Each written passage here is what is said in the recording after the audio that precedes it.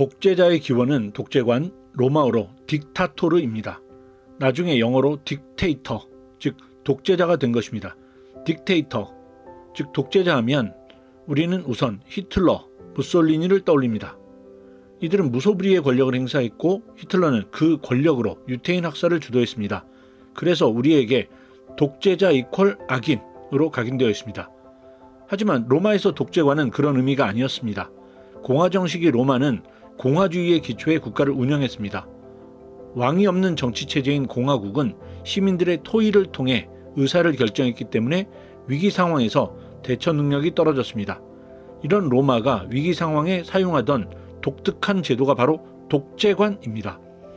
만약 로마가 외적의 침입을 받거나 국가 위기 상황이 되면 2명의 집정관이 통치하는 것이 아니라 독재관에게 전권을 맡깁니다. 독재관은 위기를 헤쳐나가기 위해 공화국의 제도를 무시하고 전권을 행사합니다. 국가를 살리는 것이 우선이니까요. 독재관이 선출되면 집정관도 독재관의 명령을 따라야 할 정도로 권한이 막강했습니다. 다만 독재관에게는 임기가 주어져 있었습니다. 6개월로 한정되었죠. 6개월 동안 국가 위기를 해결하면 독재관의 권한은 종료되는 것입니다. 그리고 나서 다시 공화주의, 즉 왕이 없는 시민에 의한 통치가 부활하는 것입니다. 지금으로 치자면 민주주의 국가를 구하기 위해 일시적으로 기본권과 견제장치를 제한하고 전권을 독재관에게 부여하는 것과 같습니다. 그리고 위기가 해소되면 다시 민주주의로 돌아오는 것입니다. 드골이 사용한 비상대권이 로마의 원로원이 사용한 비상결의와 이때 임명한 독재관의 원리를 구현한 것으로 보입니다. 로마 시대 퀸키나투스라는 인물에 대해 들어보신 적이 있으신가요?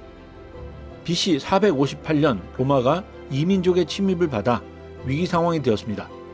로마의 원로원과 집정관은 위기를 해결해 달라고 낙향에 있던 60세의 퀸키나투스를 독재관으로 선출했습니다. 그는 15일 만에 이민족의 항복을 받습니다. 5개월이나 남은 독재관을 반납하고 자신이 일하던 밭으로 돌아간 것입니다. 20년 뒤 로마는 다시 반란으로 국가 위기 상황이 됩니다. 80세의 퀸키나투스는 다시 위기 극복의 부름을 받고 독재관이 됩니다. 그리고 이번에도 20일 만에 위기를 해결했습니다. 퀸키나투스는 다시 농민의 삶, 즉 시민의 삶으로 돌아갔습니다. 로마의 공화정을 모델로 국가를 이루려던 미국인들은 퀸키나투스를 기리기 위해 뉴욕에 퀸키나투스를, 오하이오에는 신시내시티를 만들었습니다. 또한 퀸키나투스를 공경했던 미국의 초대 대통령 조지 워싱턴은 8년의 대통령 임기를 마치고 농민의 삶으로 돌아갔습니다. 한국전쟁 시기 미군을 파병한 해리 트루만 역시 퀸키나투스와 같이 대통령직을 마치고 시민의 삶으로 돌아갔습니다. 로마의 공화정이 가진 위기 해결과 절제의 지혜는 새로운 로마 공화국을 꿈꾸었던 미국 지도자들에 의해 부활한 것입니다. 하지만 이후 로마의 슐라와 카이사르가 종신 독재관직에 오르면서 로마의 독재관직의 의미는 바뀌게 됩니다. 훌륭한 제도도 야심이 강한 인간을 이겨내지 못한 것이죠. 2024년 12월 3일은 한국 민주주의의 역사적인 날로 기록될 것입니다. 현직 대통령이 1979년 이후 45년 만에 비상계엄을 선포했습니다. 전쟁과 내란에 준하는 위기 상황에서 사용하는 비상계엄을 국회의 잦은 탄핵과 예산 삭감이란 이유를 들어서 발동했습니다. 또한 완전 무장한 군대를 동원해 국회까지 진입했습니다. 1987년 민주화 40년을 앞둔 국가에서 상상하기 어려운 일이 발생한 것입니다. 일상적인 정치를 비상계엄의 군대가 대체하려는 이런 시도는 다시 권위주의 시절의 독재를 떠올리게 합니다. 만약 2400년 전 공화국 로마인들이 지금 한국의 모습을 볼 수 있다면 그들에게 이 계엄령은 어떻게 보일까요?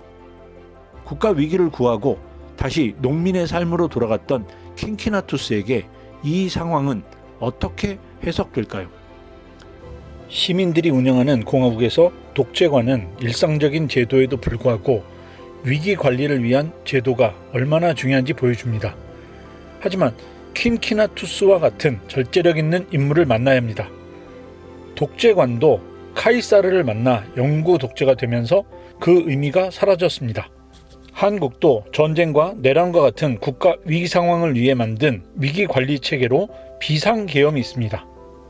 하지만 대통령에 의해 악용되었습니다. BC 458년 킨키나투스와 독재관, 2024년 한국 대통령과 비상계엄, 두 사례는 왜 정치학에서 지도자와 제도의 조합이 중요한지를 너무나도 적나라하게 보여줍니다. 구독과 좋아요를 눌러주시면 미국과 한국 지정학의 이해를 높이는 수준 높은 컨텐츠를 제작하는 데 큰 힘이 됩니다.